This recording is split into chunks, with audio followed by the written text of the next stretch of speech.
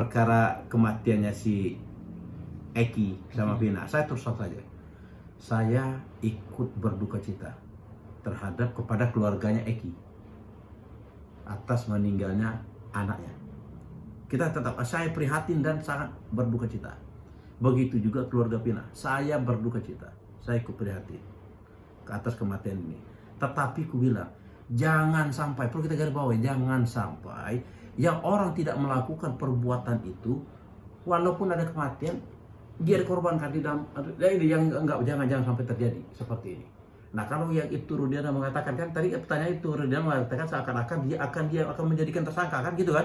Akan menjadikan dia akan jadi dikorbankan gini. Ya tinggal dibuktikan aja kok. Bagaimana nanti diminta keterangan kok. Makanya aku bilang ini diperiksa. Itu Rudiana benar-benar diperiksa. Makanya dari kemarin saya berharap sebenarnya presiden itu membentuk tim pencari fakta independen. Saya siap sebenarnya menjadi anggota sana. Benar. Siap saya. Saya akan membantu. Saya terus aja. Ada beberapa rekan, ada dari intelijen, dari segala macam, ini kan banyak nih. Apalagi kami kan terus aja, walaupun saya sudah pensiun, kami ikatan di TNI itu cukup kuat. Kami kan di TNI ini kan ada Babinsa. Saya sama Babinsa itu semua informasi pasti dia bisa. Bisa saya kita mencari informasi dari sana. Ada juga dari kami kan ada Interkodim, ada Interkorem. Dan maksud saya di sini kita mencari. Mulai kita cari benar-benar apa sih yang terjadi terhadap fakta di lapangan, terhadap permasalahan ini. Saya rasa dan menurut informasi yang ada, maka informasi yang ada ini maksud kita benar-benar kita matangkan. Perkara kematian ini bukan kematian biasa, adalah ada sesuatu di belakang ini yang lebih besar. Ini menurut informasi yang ada. Nah, informasi yang ada ini, maksud aku, kalau ada tim pencari fakta, kan kita kan ada dasar hukumnya kuat. Saya pun kalau kita minta mencari informasi, bilang kemana-mana, termasuk ke intelijen atau kemana, mereka kan memberikan. Kalau sekarang ini kita mau datang sini, siapa kamu? Kan nggak bakal ini. Makanya harus mencari fakta yang ini, biar semuanya independen. Dan dulu kan pernah ada di Cirebon itu kan kasus narkoba yang cukup besar, iya kan? Yang cukup spektakuler kan gitu loh. Nah seperti ini. Artinya abang menghimbau presiden untuk membuat itu bikin. Saya mengharapkan banget presiden buat tim pencari fakta. Dan tolong itu Rudiana dibuka. Ya sebenar-benar apa yang terjadi terhadap perkara ini. Saya harapkan saya begitu. Biarpun dia polisi aktif, bisa diperiksa bang ya? Ya bisa dong. Sama kok, warga negara kok. Diperiksa kok. Diperiksa. Kenapa? Mulai dari awal. Kan sebenarnya dari awal saya lihat dalam pemeriksaan ini kemarin. Saya kan baca putusan pengadilan. Udah nggak benar. Dari awal pemeriksaan yang dipidana terpidana itu udah nggak benar. Udah banyak dilakukan pelanggaran. Ada dugaan skenario bang? Ada dugaan skenario berarti? Saya nggak mengatakan secara implisit ya. Nah, kemungkinan itu ada. Karena kemungkinan kan, diduga ya bisa aja, bisa ada. Bisa juga tidak, tapi kemungkinan juga ada. Nah, maka dibuka tim pencari fakta. Sangat dibutuhkan ya pencari fakta. Sangat, menurut saya sangat. Tapi yang independen ya. Yang independen. Yang independen ini tim pencari fakta ini maksud saya nanti kita libatkan juga kayak di pihak kepolisian, dari kejaksaan, dari para jajaran Mahkamah Agung. Nah, dari independen, dari universitas atau segala macam. Nah, untuk melihat kalau kepolisiannya apa sih penyebabnya sampai begini? Loh, kejaksaan sampai kenapa sih kejaksaan maksud saya tidak tersaring kalau yang 8 orang tidak bersalah kan? Kehakiman loh, kok sampai hakim sampai memutus begini? Kenapa? Ada apa? Apakah hakim cuma ngelihat dari BAP dari jaksa aja? Jaksa ada BAP dari polisi aja? Ini payah kalau begitu. Penegakan hukum seperti itu payah. Saya ada kembangan waktu di persidangan. Makanya ini adalah tim pencari fakta harus bergerak. Tidak ada jalan lain. Gitu. Bang, tapi bagaimana soal Aib? Aib dan itu. Aib. Kalau menurut informasi kan menghilang kan? Menghilang atau dihilangkan atau disuruh hilang? Saya tidak tahu. Kan ada kemungkinan kan? Menghilang, disuruh hilang atau dihilangkan? Saya tidak tahu. Ya malah saya tidak tahu. Tapi sekarang tidak ada keberadaannya kan? Setelah kejadian ini kan? Ini kan teman kita dalam. Kayak Dede kan? Dede udah ngaku tuh. Lebih baik ketika tidak ada kata-kata terlambat. Dede mengaku sekarang udah bagus. Walaupun dia ada ancaman pidana, dia berbohong waktu persidangan. Dia udah disumpah kan? Kan dia bilang, siap saya menanggung itu dan saya masuk penjara. Itu bagus, gentleman. Jangan kita somasi lagi.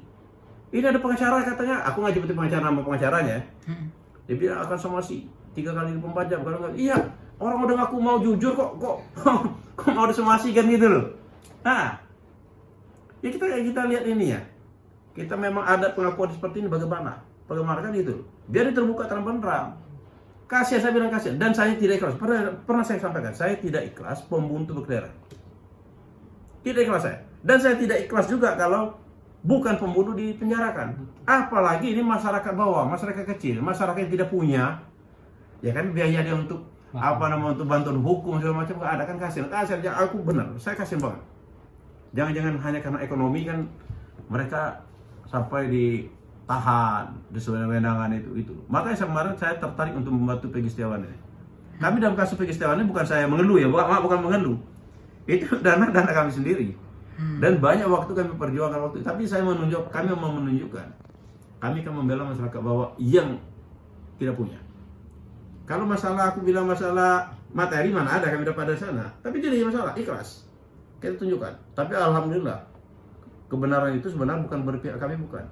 Untuk masyarakat seluruh Indonesia ini kebenaran terhadap Peggy. Dan banyak juga yang mengatakan ada yang Peggy yang lain juga seperti itu. Ya cobalah kita pelajarin. Kalau memang benar terjadi seperti itu, jangan sampai masukkan teman-teman masyarakat susah, dia hanya kuli, tinggal kesewenang-wenangan. Ini kayak terus aja. Kalau kasus Peggy ini dilanjutkan dibuka lagi, saya siap menghadapinya bukan di pra peradilan lagi. Di pra peradilan kami siap. Polisi itu akan kami insya Allah kami kalahkan kedua kalinya. Insya Allah ya kami kalahkan kedua kalinya. Kalau masih juga si Peggy mau dipaksakan. Kita anggap jebol kami di pra peradilan di pokok perkara. Kalau seperti itu kasus seperti itu, saya menjamin 99% kalah. Bebas Peggy. Kalau masuk pokok perkara. Saya optimis. Masalah ini kita menjadi yang ingin kasih uang dah 500 juta. Bang, ini kan lagi rame di sosial media Nikita Mirzani soal Peggy. Mungkin tanggapan Abang gimana sih Bang? Ya, dari Nikita Mirzani ya. Ini apa disampaikan oleh Nikita apa? Yang ibaratnya dia bilang bahwa kita bahas dari awal bahwa dia tidak ingin bertemu dengan Dedi. Dedi kamu bahwa Dedi kan yang sudah membantu Peggy Bang. Gimana tanggapannya Bang? Menurut Nikita Mirzani kan si Peggy ini kan nggak mau ketemu sama Kang Deddy Mulyadi itu ya. Iya. Saya nggak tahu ya. Saya nggak bisa ngasih komen karena tadi dikatakan kan Peggy nggak mau ketemu sama Deddy Mulyadi. Saya nggak tahu tuh. Saya nggak tahu masalahnya. Apakah benar Peggy itu nggak mau ketemu atau bagaimana? Saya tidak tahu. Tapi yang jelas saya berpesan kepada Peggy, apapun namanya, walaupun sekarang dia boleh dibilang euforia lah terhadap kebebasan ini, saya berpesan ya tetap kita menjadi orang biasa aja. Jangan dianggap oleh masyarakat nanti kan orientasi dianggap oleh masyarakat sombong atau apa, jangan sampai terjadi seperti itu. Ini kan euforia aja, maksudnya kan kita kan kebahagiaan lah kita terhadap kebebasan ini yang telah kami bantu dan sekarang kan Peggy itu kan mendapat ada beberapa rezeki lah ya, dikasih orang motor berat. Kalau saya nggak salah itu, kalau nggak salah itu dengar kan nggak salah juga Kang Deddy Mulyadi itu katanya mau ngasih rumah. Kalau saya nggak salah, ada informasi itu. Ada apa namanya ketidakbolehan dari kuasa hukumnya atau seperti apa ketika ingin bertemu atau gimana Bang? Kan itu apa namanya beritanya tersebar bahwa ada yang melarang untuk lebih ke dominan keluar lah dari berstatement atau siapa? Kalau menurut saya ya mungkin salah ini deh, mungkin ini ada miskomunikasi. Kalau dikatakan pengacara atau salah seorang pengacara yang melarang untuk ketemu, enggak seperti itu. Karena Peggy ini kan masih di bawah pengawasan oleh kuasa hukum. Justru pengacara ini melindungi, menjaga, mengantisipasi. Jangan sampai Peggy ini terjadi apa-apa terhadap keselamatan Peggy sendiri. Baik itu keselamatan fisik maupun keselamatan secara hukum. Jangan sampai dia salah berbicara. Nanti dipelintir lagi sama orang-orang. Itu bukan. Saya klarifikasi, nggak mungkin kalau dari pengacaranya melarang untuk ini kok. Apalagi kayak Kang Deddy Mulyadi sana mau ngasih rumah, dilarang sama penasihat hukum, nggak mungkin. Pasti nggak mungkin itu. Artinya sudah dijadwalkan untuk bertemu Kang Deddy atau belum Bang? Kalau Peggy? Nah, saya nggak tahu. Saya belum tahu ini informasi. Apakah dia mau ini sama ada. Tapi memang akhir-akhir ini memang full.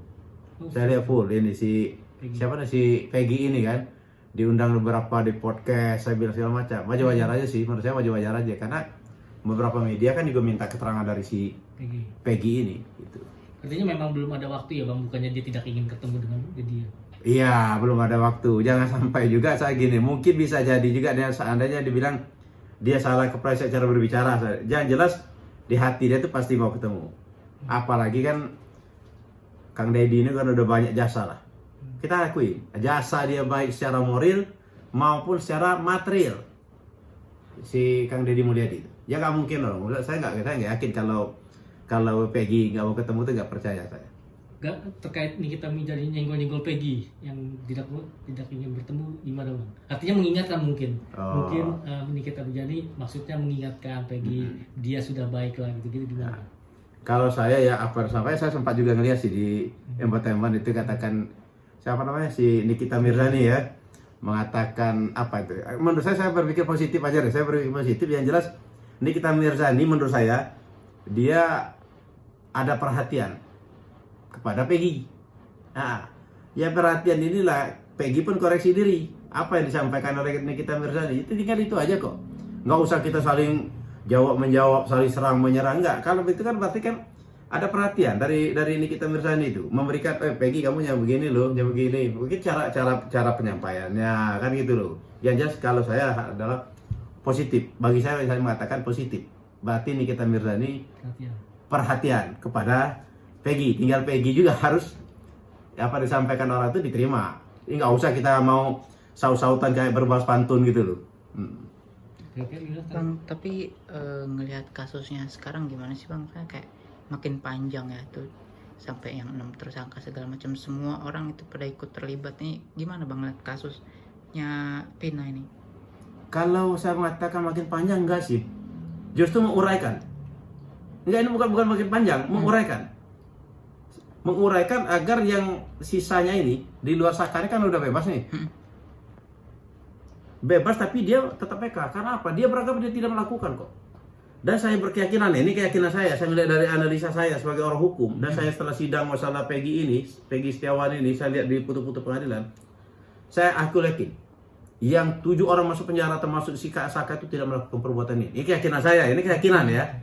Tetapi kan udah diputus oleh pengadilan nih. Udah berkekuatan hukum tetap, ya tidak ada jalan lain upayakan hukum PK. Peninjauan kembali. Nah di sini kita terbukti nanti apakah mereka melakukan atau tidak. Tetapi kalau keyakinan saya mereka tidak melakukan. Kalau saya lihat dari ceritanya ini kan ada yang katanya, makanya di sini saya bilang yang diperiksa utama itu adalah Ibtu Rudiana. Harus itu Ibtu Rudiana diperiksa yang sungguh-sungguh, yang fair, yang independen. Biar masuk ke jelas terbuka ini ada apa sih, kenapa sih? Kasihan loh sama aja yang 7 orang itu yang hukuman seumur hidup itu. Kalau dia tidak melakukan, luar biasa loh, zolim betul, luar biasa zolim. Bukan, saya tidak membayangkan itu karena salah penghukuman. Makanya sekarang ini mari kita sama-sama, maksud saya ini alhamdulillah, maksud saya sangat terima kasih pada netizen. Kemenangan kami di dalam perkara Peggy Setiawan tidak terlepas dukungan dari media dan netizen. Kalau tidak ada dukungan media sama netizen, belum tentu kami. Dan kebetulan juga saya bilang alhamdulillah hakim ini sangat luar biasa. Untuk nangkap si Aib kan? Cari Aib kan? Ya, ibaratnya menemukan Aib supaya jadi saksi. Aib. Tapi asal jangan Aib palsu loh. Nanti keluar lagi Aib palsu. Ada demi duit 500 juta, ada yang ngaku Aib palsu, ada aja loh, bisa kemungkinan kan? Tidak kemungkinan. Nah, ada yang ini kerjasama kan, saya Aibnya kan ngarang-ngarang lagi kan seperti itu kan. Nah, tapi kalau itu saya mau ikut. Saya sampaikan ke ini, saya mau ikut untuk menangkap, mencari ini siapa namanya si Aib. Artinya Aib yang sesungguhnya, Aib sesungguhnya. Dan saya terima kasih juga loh pada Nikita Mirzani. Berarti Nikita Mirzani sangat care terhadap perkara ini, sampai dia siap mengeluarkan duit 500 juta loh. Betul. Iya, luar biasa loh. Saya aja belum tentu mau saya. Dia mau ngasih keluar 500 juta demi keadilan. Memang sebilang si siapa namanya si